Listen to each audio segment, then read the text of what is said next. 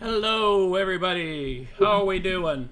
And is my sound coming through? Somebody give me a thumbs up, and we'll.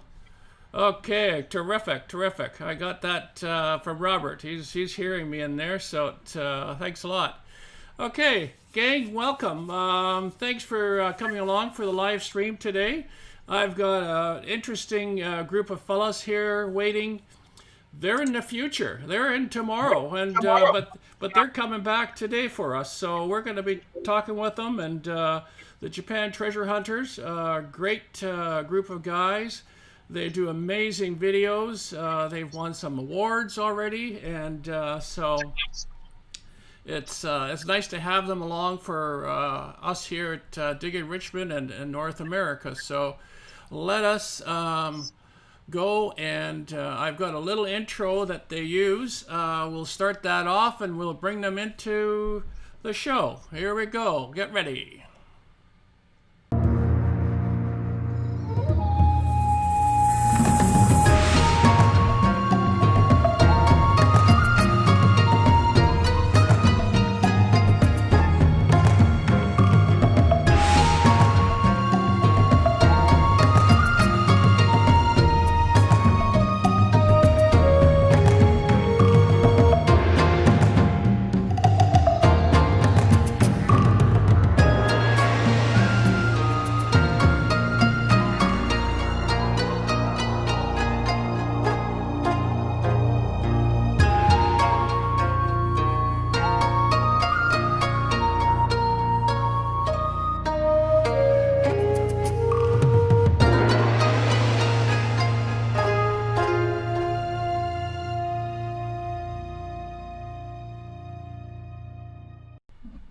Hello, guys. How are ya?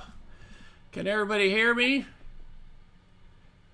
Okay, I'm just going to turn your mics back on and you can start dancing and yelling at us. And let me just, okay, Josh, I think you're good. I'm just having trouble with Roberts. Always trouble with me. Okay, actually, it's Jeff's. Sorry, Jeff's. I think you have your mic muted. Can you just give it a test? Yeah, it's on now. Okay, How you good. doing? Okay, everybody's good. Everybody's hearing everybody? Good. Hey, you guys are looking fantastic.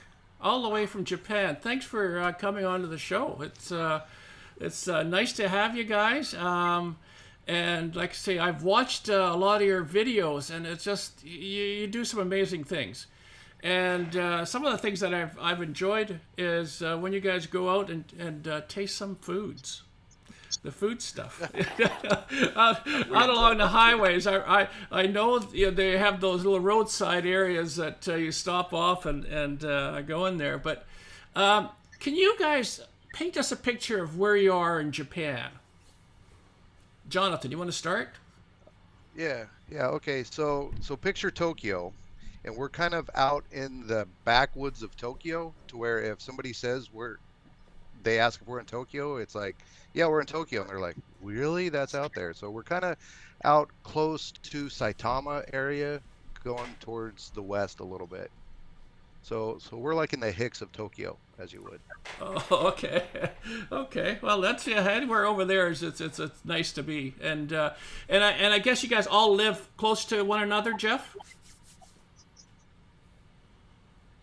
Yeah, we live probably within about a 30-minute drive of each other. Mm-hmm. And now, when you guys started in the hobby, what made you start detecting?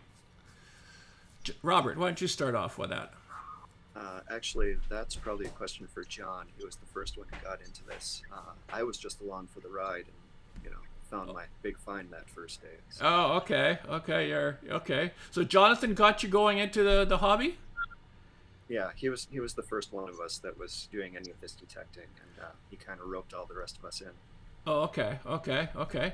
Now, can you just tell us about some of the rules and regulations in detecting in Japan?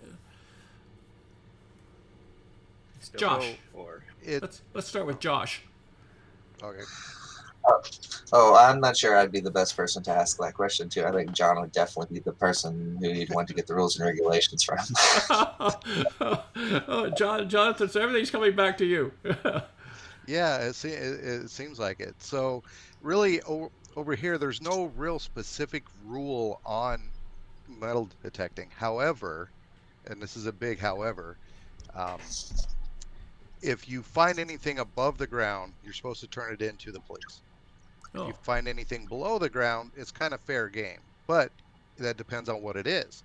So like when Robert found his sword, that was actually it was half in the ground and half out of the ground, but since it was considered a dangerous weapon, we had to turn it in to the police. wow.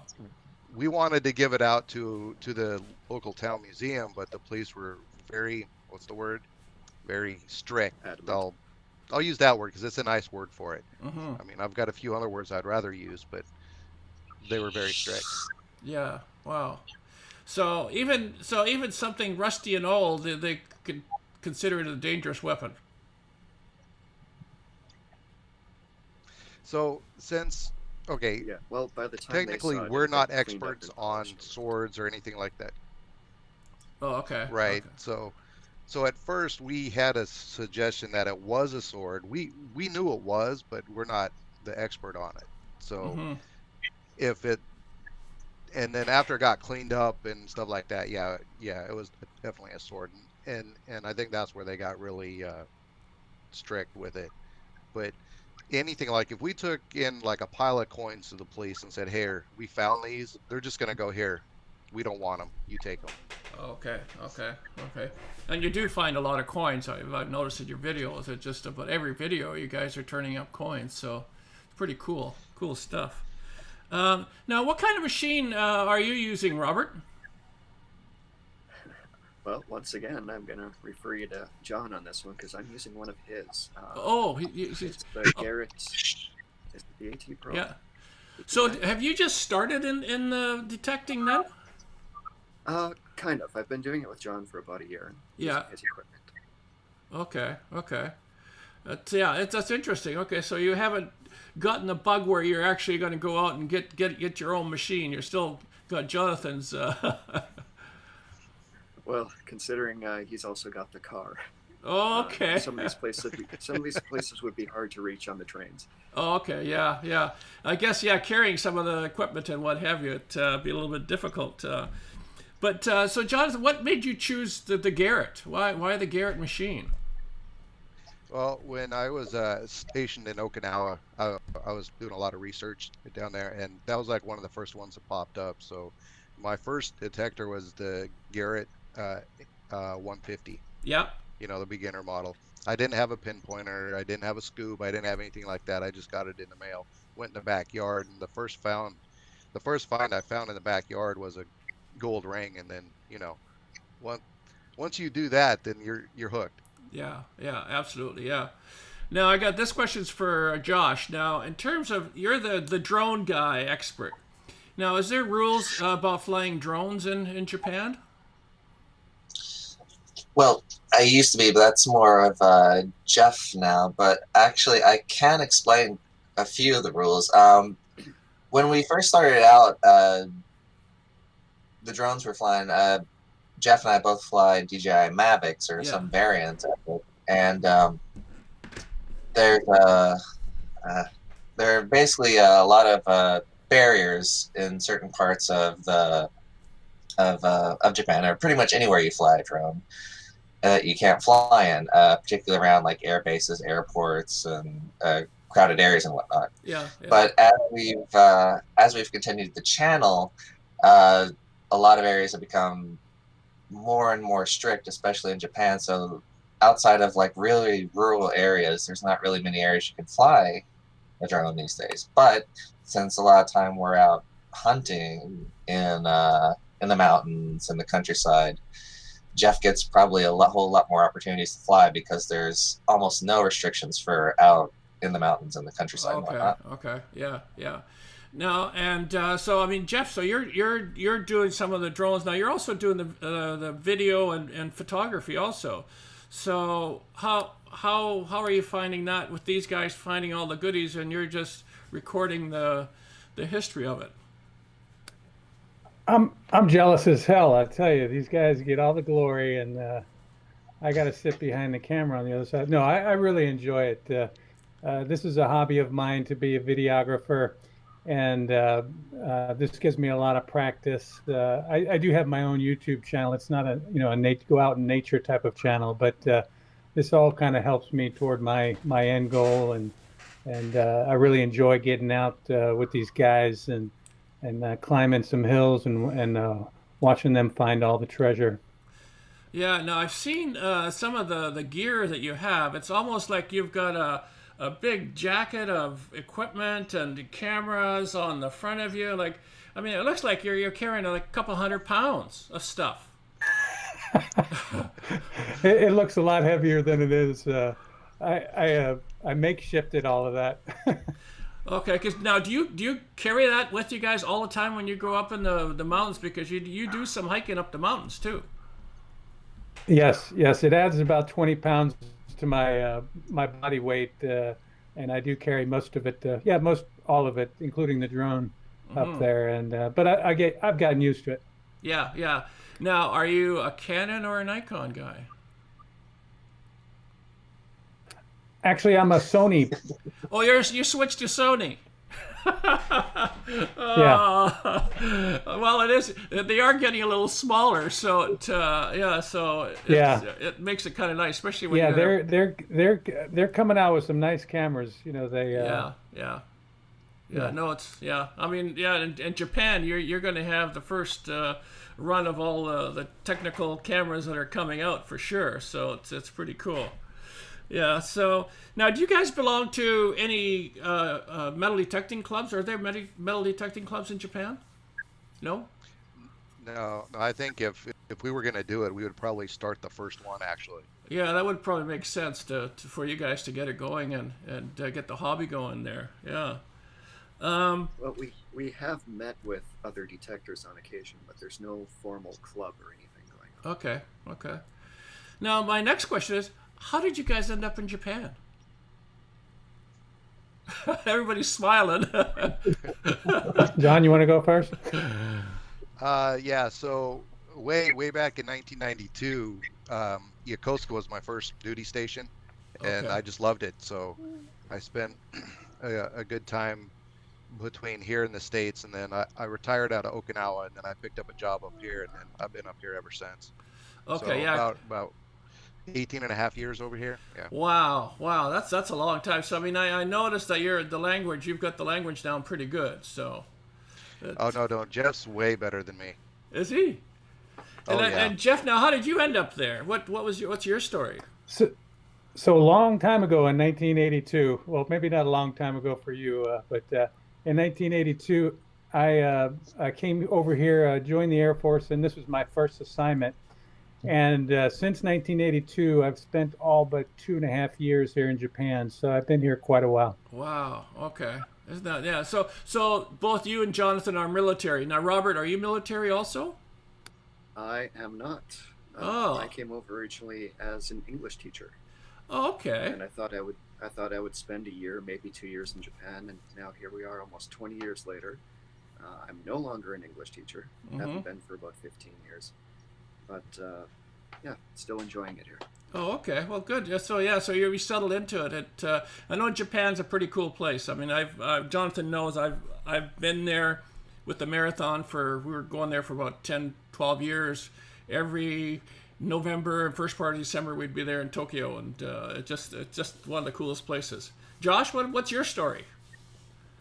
Well, I first came over here in 2005 as an international student for a term, and then I came back again in 2009. Like Robert, I was a teacher. I came over through the JET program, which is kind of the more famous international teaching program that they have here in Japan. And then I was here for 3 years, went back to the States for 1.5 years, then came back again in 2014, did some private work, got back on the jet, and I've been back here ever since 2014. Okay. Now, and I guess all of you are you can get by fairly well with the language. Day-to-day conversation, no problem. Yeah. Although, you know, if I go to the doctor or something, now we get into technical terms and stuff Yeah. that I'm lost. Okay. Yeah, because I know that when I was over there, it was always nice to have. We had a translator with me all the time, so it was kind of nice. Yeah, and I didn't learn very much in terms of Japanese. You know, the only thing I know is when they answer the phone, it's mushy mushy. You know, so I got that down pat. So, but yeah, okay, that's cool that you guys. You want to be careful with that because moshi moshi is answering the phone, but mushi mushi is insects. Oh, okay. Yeah, I think I'm Hungarian, so there's a few words that you have to be careful with also in Hungarian also. So, interesting. Now, how is the COVID virus affecting your guys' detecting in Japan? Are you locked down or anything like that? They've only got a few thousand cases here in Japan, so it hasn't been too bad. We still take a lot of precautions when we're out driving. We wear masks and stuff, but when we're on the mountain, we take it off. But it's a very different story here in Japan in terms of the epidemic and how widespread it is. Although it is growing, so we're evaluating week by week whether we should be going out or not. Yeah, that's weird that there's such a low numbers in there. You know, with the population, you think it'd be otherwise, because the Japanese love to travel. You know, they're a traveling group. So yeah, it's about 1/3 of the population of the U.S. and 1/100th of the cases. Yeah. So it is kind of a strange anomaly. Wow. I suspect part of it might be Japanese people are very willing to wear their masks. Like even before the pandemic, if somebody's catching a cold, they throw on a mask. Yeah. You walk around Tokyo in March in a normal year, and probably 50 to 75% of the people are covered up. Yeah. Well, I guess the other thing too, the Japanese are very, I guess, cleanly is the term. They're very clean and you know, they're just, so maybe that's the other part. I mean, you know, it's just the hands are always washed if they're wearing a mask. It's so it's kind of cool. I mean, I know we're struggling over here with the cases in BC right now too, so it's kind of a bit of a bummer. And then the UK, some of the UK's fellows that are on the chat here, they're locked down. They're completely inside. They can't go out. So they're quite I guess upset not be able to get out and do stuff. So yeah. Now, hopefully we can carry the metal detecting topic on YouTube for everybody else. That's right. Yeah, you guys just keep punching those videos out. Yeah. So tell us now, Jeff. Now on the awards that you guys won for your channel, was that you're doing the video together, or was it another team that put it together? John, you want to answer that? Jonathan? You syncing? I think. Jonathan, did you had that question? Well, I think he's looks like he's having some technical difficulties. I think Like that. Okay, lost the video. I'm not sure what happened. Okay, yeah, so we can still see you, but it's just it's lagging there a little bit. So, but anyway, in terms of that the wars now, I guess you guys do a lot of team stuff. So you edit together as a team. Yeah. Actually, John does. I do the filming. John does the editing, and Robert is a participant, on the other side of the camera, and Josh contributes with photography and drone. Okay, and history too, is from what I understand. History. On occasion, yeah. Yeah. Oh, okay. So now, in terms of equipment, when you're doing your YouTube channel, what do you suggest for somebody just starting out? What kind of equipment in terms of video equipment, camera equipment should they have? Well, I just think a good, mirrorless SLR or mirrorless camera. It doesn't have to be expensive. I like to use a stabilizer because when you're out there walking around the mountains, it gets quite shaky. But you don't have to have a stabilizer. It kind of adds to the action of the filming. So. Other than that, you really don't need a lot. As far as editing software, John and I both use Final Cut Pro, and that works well for us. Okay. Now, how do you guys find your places to go hunt? What kind of research? Where do you research to where you're able to go? So I do all the research, or most of the research for the locations that we go to. I use the Japan government map that shows all of the trails in Japan. It's a GSI type software. And then there's another app called alltrails.com that I use to find interesting trails that have been hiked by other people and have ratings on them. So that helps find the trails. But we also look at historic areas. For instance, about 4 or 5 videos ago, you'll find a video where we climbed a trail called the Nakasendo, which used to connect, like 1,000 years ago, different parts of Japan. It was a central trail in Japan. So we look for those type of locations where we think, people hiked a trail, hundreds or thousands of years ago. Yeah. Oh, interesting. So. Yeah, I mean that's always kind of cool to be able to find some of those historical places that you can go to. And is there any places that are kind of off limits for you over there? Yeah, if it is like a historic landmark, we'll try to stay away from it. Other than that, Japan's pretty open. Even if a mountain is private property, if there's a trail on it, pretty much they let it. It's open to everybody. So we've never run into anybody in the years that we've been doing this that has said, "Hey, you're in the wrong place. You need to leave." So it's really kind of cool here. Now, do the Japanese ask what did you find? What was the best find that you've had? So it's the same all around the world, is it? Because we get that here too. Robert, you want to answer that one? You had a lot of experience with that. Yeah, obviously the sword was the big thing for me. But as far as what Japanese people ask when they see us out and about, it's kind of funny. They'll be like, "Have you found anything cool?" And we'll pull out a handful of these coins from 500 years ago, and they're like, "Yeah, but have you found anything cool?" That's just one of those coins. Big Wow. deal. Yeah. I guess each person has a different definition of cool. And I think one of the other questions I would have in here is, to you is what do you classify as old? Because that varies around the world too. I mean, Japan's a fairly old country, so what would you classify as old in Japan? Well, I'm still of the mindset that if I find something from the 1600s, that's old. But obviously, Japan does have a long history. We've found things. I think on the beach we found coins that were like 1,000 years old. So, wow, that's even older. Yeah.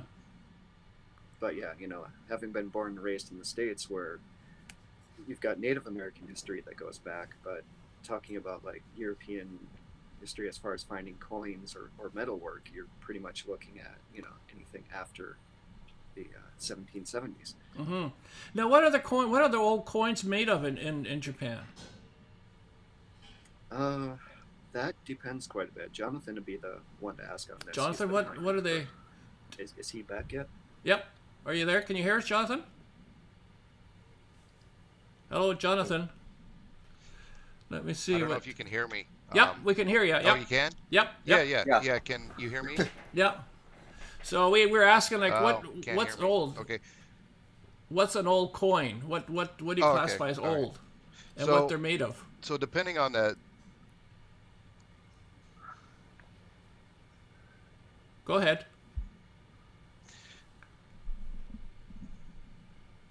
Okay, so depending on the age you're looking at, the coins they vary from copper alloy to iron.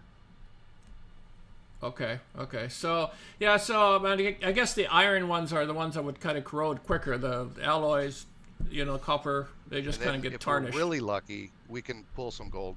Oh, okay, okay. Wow, that's But we yeah. haven't yet. It hasn't happened yet, but that's on your bucket list, I guess. Is the question for you?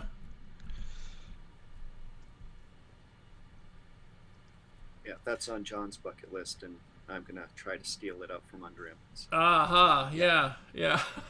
Yeah, for once. Now, yeah, I mean that's so. Has the Japanese used gold for coins over there? Were they used? Yeah, there are some coins that have at least a little bit of gold content in them. Again, Jonathan can help, but he seems to be lagging a bit. Yeah, I guess there's a lag there. I guess yeah, I know it always something's always kind of with the live thing. So in terms of crazy things, what's the craziest thing you guys have found in Japan? Josh. Crazy stuff. Yeah. That would be some of my finds, I think.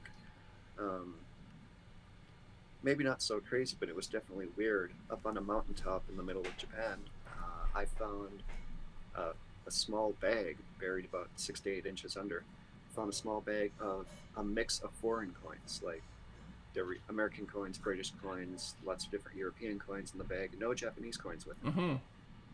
So why would all these foreign coins be buried on a mountaintop in Japan? Like 10, 15 coins? No idea. Yeah, that's always the thing that I kind of question too when I find something like that is why is it here and who put it here? Like, why would they leave it? Especially with a bag of coins. So, how are you doing now, Jonathan? Can you hear us better? Or? Yeah, and it looks like I'm on time with you guys now too. Yeah. So great. Okay. Get caught up. Yeah, it's always hard when that lagging happens there. So yeah, so interesting. So if you don't mind, let me go back to the gold coins right quick. Sure. Yep. Okay, so there are coins, and during the Edo period when Takeda Shingen was in charge of the Yamanashi area, he had several gold mines that he used, and so they were using gold before, but not as much. So yeah, there's the big gold coins, the kobans, and then there's also little ones called rios, but we're not looking too much to find those, because those ones, if they're buried anywhere, they're going to be buried a lot deeper than we're going. But what we would like to do is be able to find the Meiji era, which is the 1800 1860 yen coins, because those also had gold in them too. Oh, okay. Yeah. So that's interesting. So I wasn't surprised that that we've got. I think we lost Jeff here somehow. Oh, no. Oh, I think he's gone somewhere. So he'll have to come back in here. So interesting. Okay. Where everybody's lagging a little bit, but oh, okay. So listen, let me go on to I've got. Let me just. He's here. Let me bring him in here. So hold on. Okay, are you there? No, were you lagging too, Jeff? Yeah, I was lagging too. Okay. Yeah, it's good to catch everybody up now. Now I've got some photos that you guys had sent me, and so I wanted to kind of go through, and let me just go down here and see what we've got. Bring them up here. Wrong one. Okay. All right. So we've got Robert. you guys. Yeah. So we've got the four of you on here, and then Robert. So what do we got here? What is this? That weapon that you guys just about end up in jail with? Yes, this is the sword as it looked when we pulled it out of the ground. Had it looked like this when we brought it to the police, it might not have been such a big deal, but it had been cleaned up and polished. I found the hilt of that maybe about this much sticking out of the ground, and we spent probably an hour digging straight down trying to pull that thing out. Wow. The bottom of it had actually kind of like fish hooked and was pulling on something. Yeah. So that's a question, like, how did that get in there like that? And that's So, yeah, so one of the big questions. Yeah. That so is, when yeah. I took it to the museum, the museum guy said it was about it wasn't from the Edo period, and the Edo period started in 1603. It actually came from the Sengoku period, and the swords back then were a little bit softer, so that way if they were bent in battle, then they could bend them back into place Yeah. and continue on. So this one, it couldn't have been buried that long because there'd be a lot more corrosion and it would just be in terrible condition. So somebody, according to the museum, had to come out and buried it within, like the last 50 years or so. Okay, yeah, because now, is that the sword, like, is that called a samurai sword, or is it the samurai sword something different? Robert, you want this one because you're the sword guy. Just waiting to see if Jonathan's going to jump. Yeah. Okay. Samurai sword is kind of just a catch-all phrase for any sword that would have been carried by a samurai. There are different types of blades. The most common is the katana. That's what most people think of when they see Little the shorter, the shorter ones, because when I look at this one, it seems like it's quite a large length to it. So I always thought like samurai swords would be a little bit shorter. That's my term for it, I guess. Yeah. Yeah. At different times, they did carry different lengths of swords. Yeah. This one, I believe we were told, was meant to be used from horseback. Oh. You can tell by the extra amount of curve on it and some of the length, but they did carry different lengths of swords, like the katana wakizashi, or the spacing on the name now. Tanto. Oh. Okay. Would be another short style of blade. Yeah. So do you guys have that sword currently, or did you give it to the museum? No? Police? Yeah, no. That one got turned into the police, and we have no idea what's happened to it since then. Oh, okay. Yeah. We would love to follow up on it, but I don't think Jonathan wants to be threatened with a felony for having transported it in his car. Right? Yeah. Oh, that is so strange. That is so strange. Yeah. Okay, so this here is what do we have here? That is a tempo tsuho. So we usually find like the little round coins with the square hole, and those are kane tsuho. Well, those ones are one. They equal 1 mon. This is worth 100 of those. They made these between 1835 and 1870, and when they did that, they kind of deflated the economy. Okay. And so everything. Well, I shouldn't say deflated. They inflated the economy, and so these things were practically worthless. But they're harder to find. So. Okay, so yeah, so these they're oval. These ones look like they're oval, I guess. Yeah. Right. Yeah. Yep. Okay. Jonathan, you found, I think, 3 of these now? Yeah, I found 3 of these. In fact, I found 2 of them, about 3-4 weeks ago? Yeah, that was a good day. Yeah, okay. Yeah, well, that's I still haven't found one of these yet. Oh, okay, so yeah, that's interesting. Huh. Now, I guess guess... it's got a nice heft to it, too. It's a really cool coin to see in real life, and I know just by the excitement on John's face, it's something worth digging. Yeah, because it looks like it's quite a substantial coin, so it's got some weight to it. Yeah. Now I guess this is still the sword here, part of it that you guys have. That was after the sword master came out and he bent it straight over his knee. Oh, okay. We were so careful when we were pulling this thing out that we didn't want to break it. He Yeah. just walks out there, grabs it, looks at it, and then bends it over his knee. And then Okay, yeah, it's amazing. Yeah, Bends it straight, perfectly straight. Oh, yeah, I guess that's why he's making swords for everybody. Yeah. Oh, okay. And That's then why they call him a master. Yeah, now these coins here. Now, tell us about it. What is that you've got? I can't even read that up on top. What does that mean? Well, this was Robert's find. This was one of my bucket listers that he found. Ah. This is a Kanetsuho Yomon or Formon, which is for the little ones, and 1/25th of the big one we just saw. And this one's actually pretty special because they only made it for 1 year in 1768, and we know that because if you look, there's 21 lines, and they only made the ones with the 21 lines for the 1 year. Everything after that has 11 lines on the back. Oh, okay. Yeah, well, it's good to know some of this. Yeah, because of foreign coins. But that's, again, they're pretty cool. So, do most of the coins in Japan have the square that you're finding them? They've got the holes in them? Up until 1868. After 1868, everything is like regular coins. What was the reasoning for that? That's when Meiji took over. Yeah, you're right, Robert. What was that, Robert? Yeah. One of the comments there actually on the screen right now has the reason there was the hole. It's because they were often kept on a string. Oh, so you put okay. money on this string, and then that string you tie it to your belt or whatever. Oh, gotcha. So that was the reasoning for the hole. Okay. That's cool. Yeah. And then I guess this is more the hilt and the sword.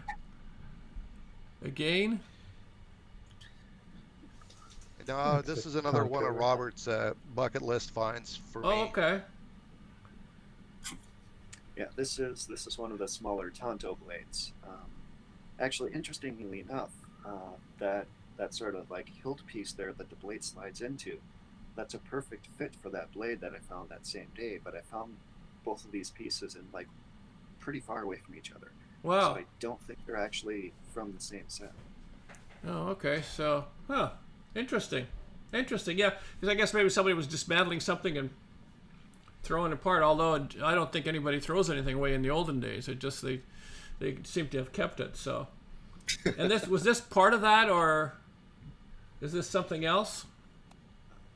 So that's actually that's one of my bucket list finds that Robert hasn't found yet. So this is called a Tosho Tsubo, and this is the piece that's like the hand guard on the sword. Yeah. And this one dates from about 1400s to the 1500s.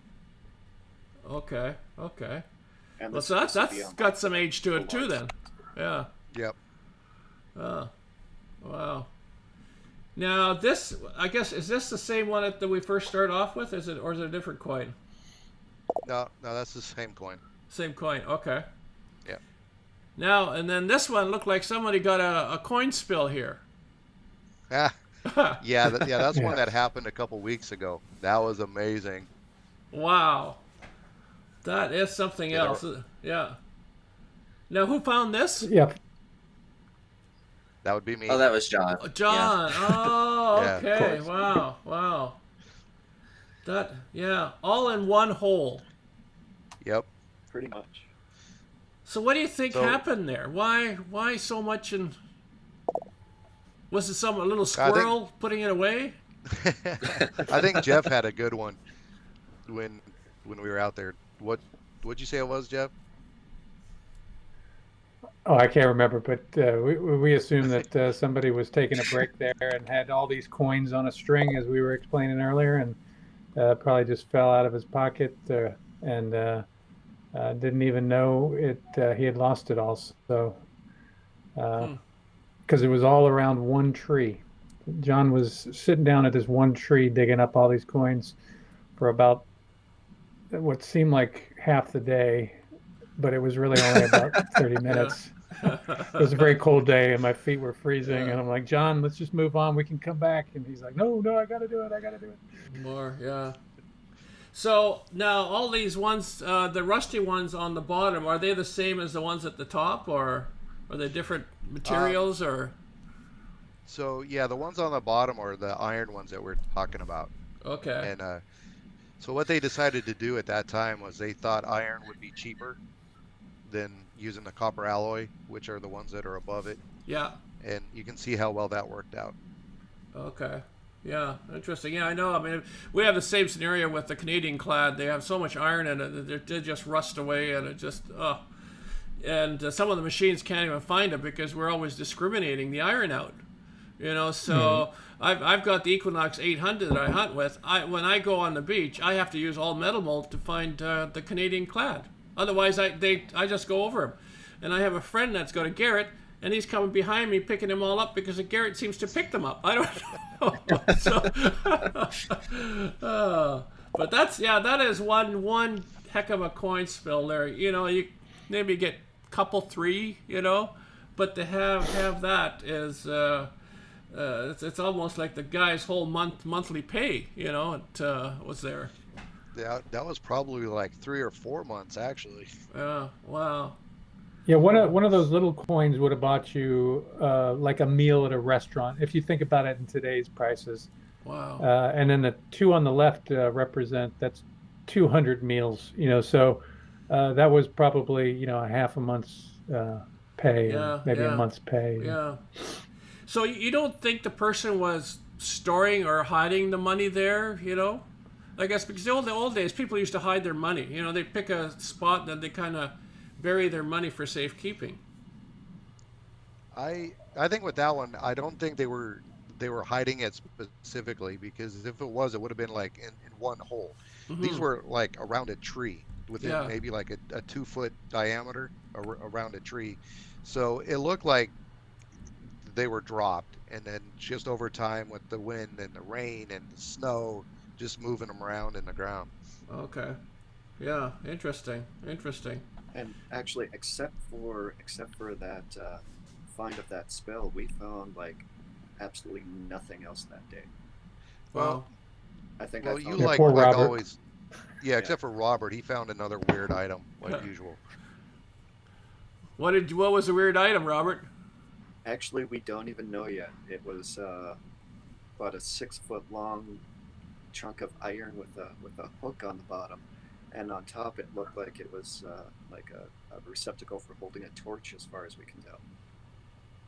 Wow. But just randomly lying out in the woods. Yeah. I'm always amazed.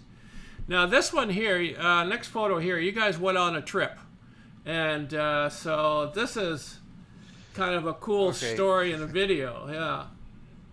So unfortunately, I couldn't bring the team out with this one because I had to go out to Iwo Jima for work. Mm-hmm. So what I did was I was able to bring a metal detector, and of course, I hear this all the time with comments on these videos, is that it's sacred and you shouldn't be doing that out there and so on. But the places that I went were already excavated. They had already been through 1,000 times. I wasn't really going out there specifically to metal detect. I had to work. But this is a cave. This cave right here is called the Last Stand Cave, and this is the last stand on Iwo Jima, and about 30, 40 Japanese soldiers came rushing out, and then that was it. Wow. So this is under a mountain, if I remember right. Yeah, it's all tunnels under a mountain there. Yeah. Yep. Okay. And so they haven't closed them up. They've just kept them open, some of the tunnels, or. Right. So there's still a lot of military that go out there. The Japanese have a base that's out there, and for like me, my job will take me out there once or twice a year. Mm-hmm. But there's a lot of caves out there that are like tourist caves, and this is one of them. Oh, okay. So that's So I guess they're safe to get in there and poke around, right. And yeah. It was pretty. That whole story, that video you guys had. I hope other people will watch it. It was pretty emotional video that you guys did. Of the war, and it just. But it's just hopefully nothing like that ever happens again. But now this one here that you guys were, I think, if I remember right, there's that sword again with the bent part, or is that odd piece that you found? No, that's the sword again. Yeah, so because you guys were up on, was it 500 faces or something in the area? There were all these statues and.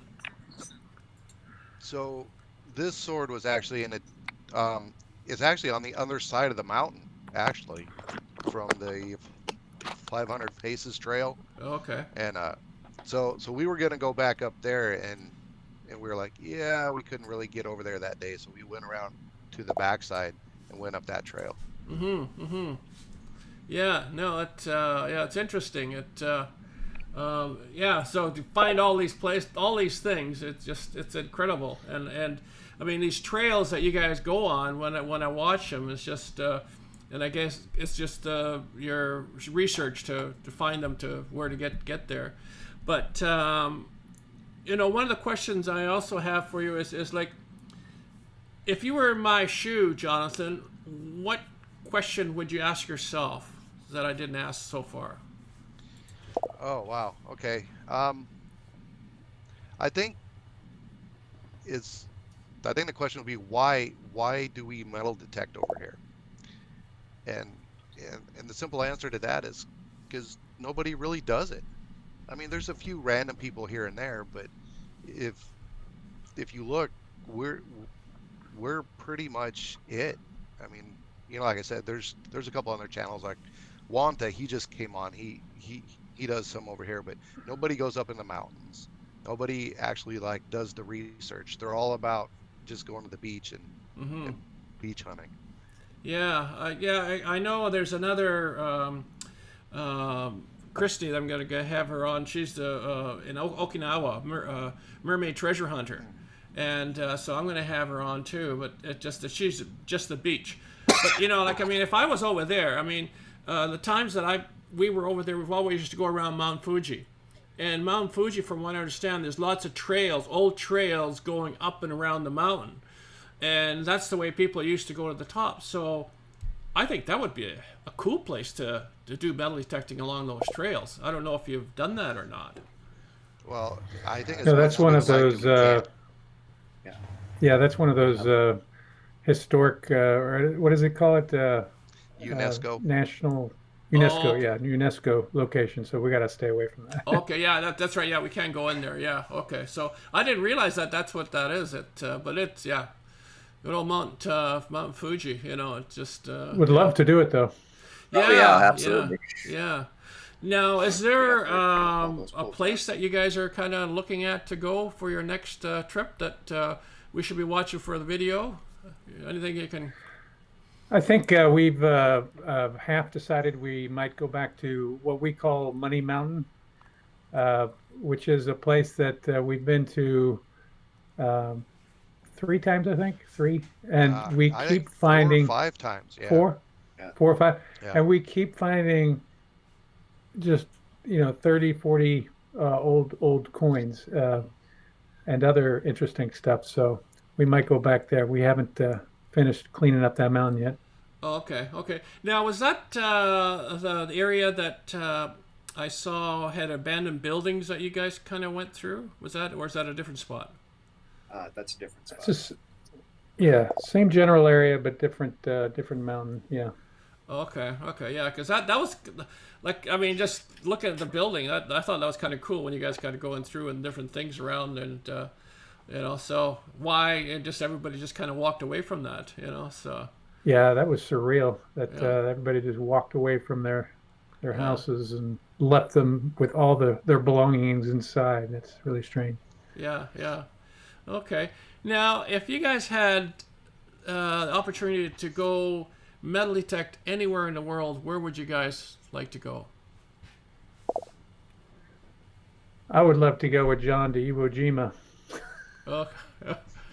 Yeah. Now, how far is Get that some away really from good where you filming are? Is it? It's 900 miles in the middle of the Pacific. Okay. Oh, it's hard. It's hard to get. Well, it's impossible to get to as a civilian now. yeah. That's a lot of backstroke. John can still go there. Yeah. Wow. John can go, but he can't take us because literally, even Japanese people cannot go to that island, and that's Japan. So Really? Now, why is that? it's a military island. Oh, okay. So historically, they won't let anybody on there because of history, or? No, there's some events that they hold, periodically to commemorate Iwo Jima, but other than that, unless you're part of the Department of Defense in Japan, you're really restricted from going there. Yeah, you need friends in high places, I guess. Yeah, high places. Yeah. So John is very lucky to get to go there. I'll tell Oh, you. yeah. I'm jealous. Yeah. Yeah, no, man, that's an opportunity that if it ever comes along again, you guys better jump on it and get it done. So yeah, I would love to film there, though. That's a beautiful, beautiful island. yeah. I've been there actually before when I was in the military, but I wasn't, filming back then. And I would love to just. There's so much beautiful. I don't know if you know this, that it's a very active island geologically. I went there in 1995. I think it was the 50th anniversary of the Battle of Iwo Jima. Yeah. And then I went back there in 2005, and the island was 50 feet taller than it was when I was there before. So 50 feet taller meant the beaches around the island were wider, and I could literally see the difference in the geology from those 2 years that I went, and it's just coming out of it's an island that's been coming out of the ocean at a very rapid pace geologically. Really? So that's a lot of height, over that short period of time. Yeah. Oh, wow. It's amazing. Yeah, that is really something. Yeah, cool. So, but listen, you guys. I mean, I really appreciate you coming on. I've enjoyed chatting with you, and we'll do it again another time. And if you're ever over this side of the pond, just let us know. We'll take you out doing some detecting around here, and we'll continue watching your videos. And I mean, they're always very well done, very informative, and just kind of love them, So and I just had Anthony from Brooklyn Treasure Hunters, so just a great interview, So it's nice to see, like I say, the people enjoying, the conversation from someplace else in the world, how metal detecting is done and what you're finding, and because there's always a lot of new people watching, so it's nice to, for them to kind of come along and watch this. So thanks again, you guys, for coming along, and I will be in touch with you another time, but very informative. Love chatting with you, and so I'm just gonna go on to just kind of doing a bit of a wind up here. You guys can slowly log yourself out, and we'll talk with you later. Anyway, thanks very much. Thanks, Frank. Okay. Thanks, Thank Frank. you. Josh, Hey, thanks for Jeff, everybody Robert, stopping by.